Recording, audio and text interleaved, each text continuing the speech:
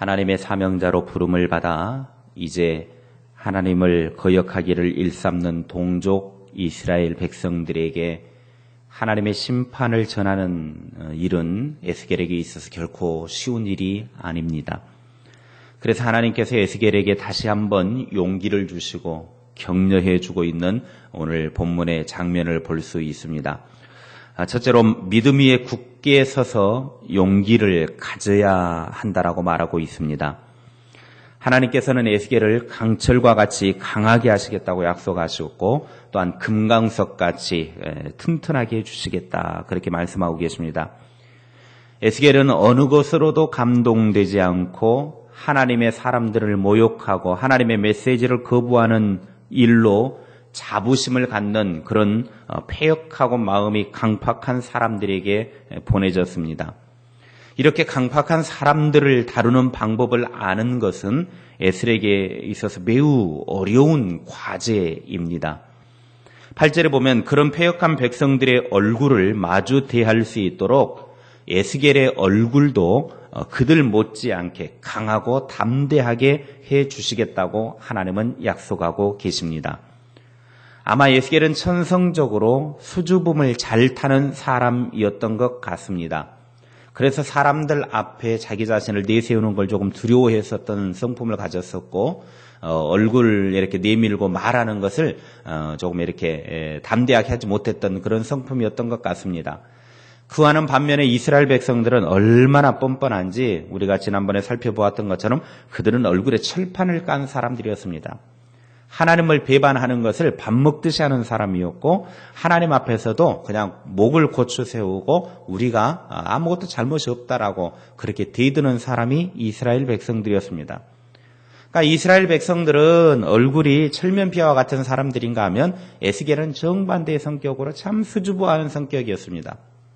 그런 이스라엘 백성들에게 에스겔이 가서 하나님의 말씀을 전한다라고 하는 것은 결코 쉬운 일이 아닙니다.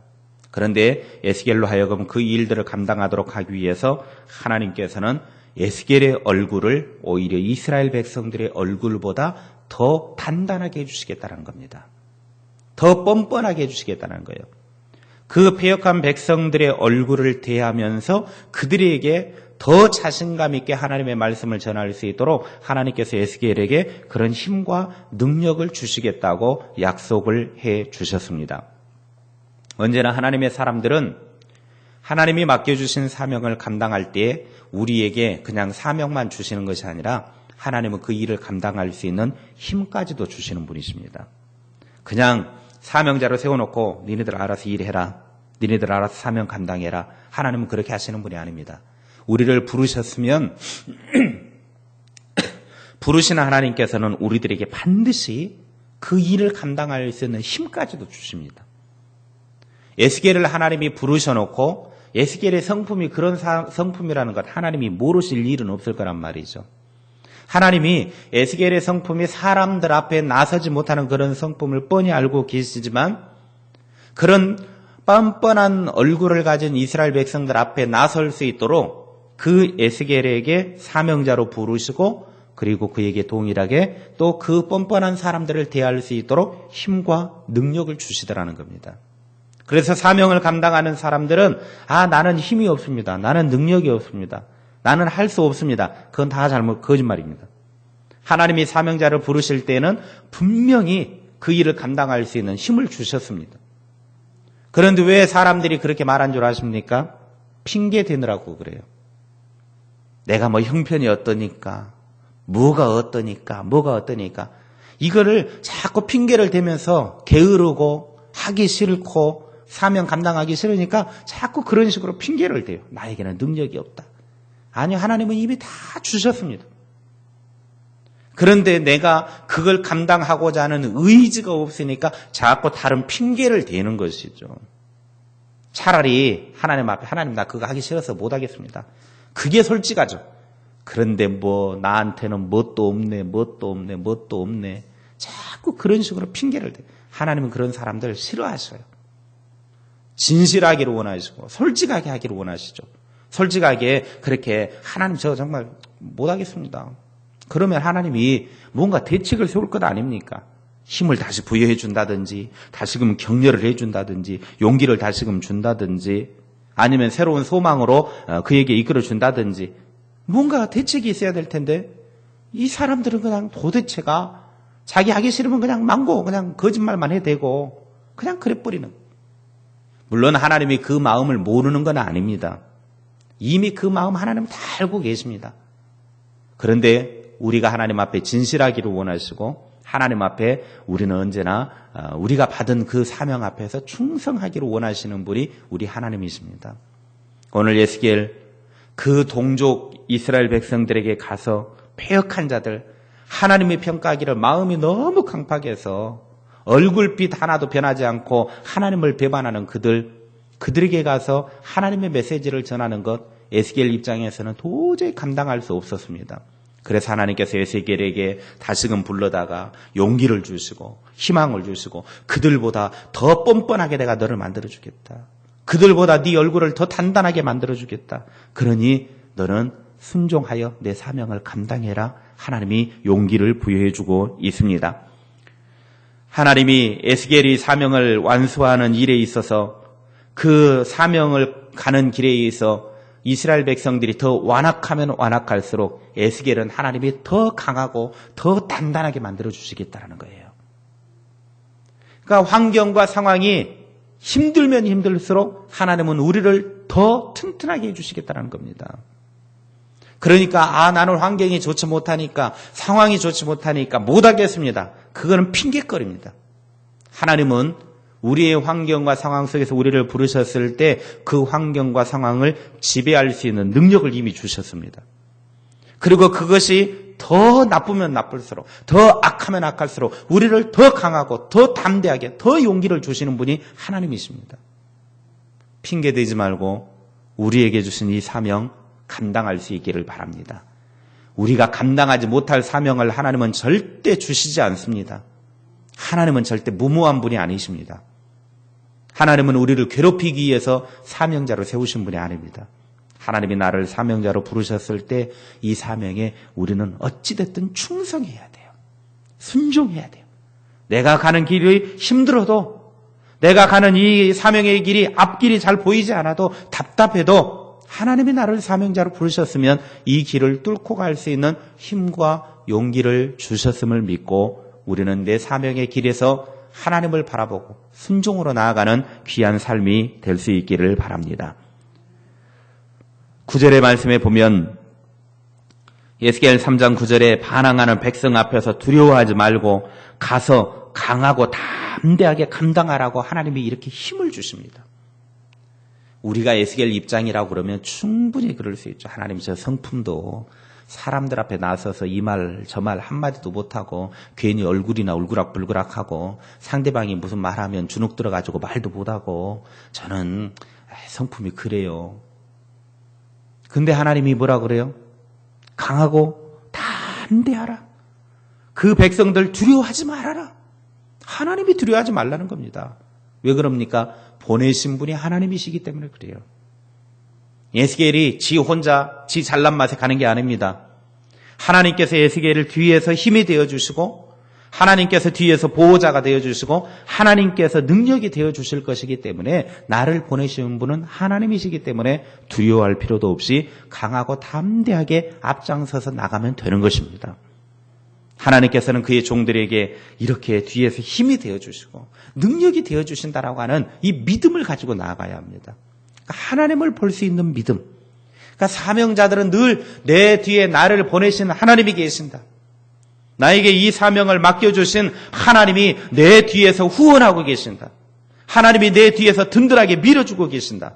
이걸 어느 순간에도 놓치지 말아야 돼요. 어느 순간에도 내 뒤에 서 계시는 하나님, 나를 호위하고 계시는 하나님, 호위무사로서 나를 지켜보고 계시는 하나님, 그 하나님을 늘 의지하고 나아가면 사명의 길 힘들어도 갈 수 있습니다. 두려워할 필요 없습니다. 담대하게 우리에게 맡겨주신 이 사명의 길 당당하게 걸어갈 수 있기를 바랍니다. 두 번째로 동족에 대한 뜨거운 사랑으로 전해야 합니다. 에스겔이 이렇게 강하고 담대하게 힘을 얻어서 전하러 가야 될 곳은 3장 11절의 말씀에 의하면 사로잡힌 내 민족, 사로잡힌 내 민족이라고 말씀하고 계십니다. 하나님을 반역한 동족 이스라엘 백성들에게 가서 하나님의 말씀을 전해야 합니다. 그들이 왜 사로잡혔습니까? 왜 포로로 끌려갔습니까? 하나님의 말씀을 거역했기 때문입니다. 하나님의 말씀을 배반했기 때문입니다. 하나님을 떠났기 때문입니다. 언제나 하나님을 배반한 사람들, 하나님을 떠난 사람들은 고통을 당하게 되어져 있습니다.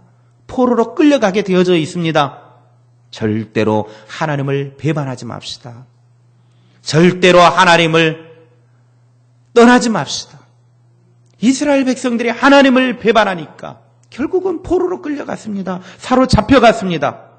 그들은 절대로 하나님의 말씀을 듣지 않는 사람들이었습니다. 그런데 에스겔에게 그들에게 가서 그들이 듣든지 아니 듣든지 가서 복음을 전해라. 하나님의 말씀을 전해라. 듣든지 듣지 않든지. 이 하나님의 마음은 어떤 마음이냐면 에스겔에게 전해준 마음은 그들이 뻔히 안 들을 것 알고 있어요. 그들의 마음이 그렇게 완악하다는 것 하나님은 너무나 잘 알고 계십니다. 그리고 에스겔에게도 분명히 그 사실을 알려줍니다. 그러나 중요한 사실은 그들이 듣든지 아니 듣든지 가서 전해라. 이렇게 하나님이 주신 사명을 감당하기 위해서는 에스겔의 마음에 그들을 사랑하는 마음이 있어야만 가능합니다.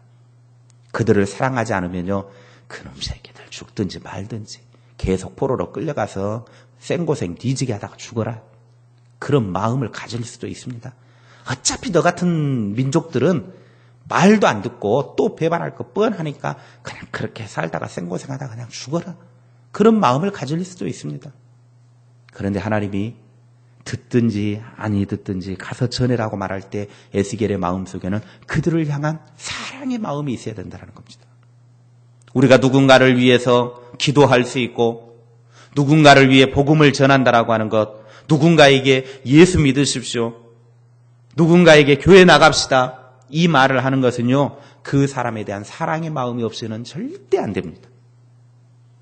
그 사람을 향한, 그 영혼을 향한 사랑의 마음이 있을 때 우리가 예수님을 전할 수 있는 것이지, 그 사람을 사랑하지 않는다고 하면요, 죽든지 말든지 뭘 하든지 말든지 관심 없어요. 사랑하니까 예수 믿으라고, 교회 가자고, 우리 같이 천국 가자고 말하는 것입니다. 우리에게 그 사랑의 마음이 샘솟기를 바랍니다. 우리가 만나는 모든 사람들을 향한 하나님의 사랑의 마음이 우리에게 이식되어지기를 원합니다. 하나님은 그 백성들 죽든지 말든지 그냥 정리해버리고 새로운 민족 세우시면 되잖아요. 새롭게 민족 세워가지고 언약 세워서 너희들은 내 백성이다. 세우면 되잖아요. 그런데 하나님은 새로운 민족 세우지 않고 그렇게 뻔뻔한 민족, 그렇게 반역하기를 좋아하는 민족, 포로로 끌려갔음에도 불구하고 하나님 버려가지고 심판당해 있음에도 불구하고 그들을 사랑하니까 그 사랑의 마음을 계속해서 선지자들을 통해서 전해주는 것입니다.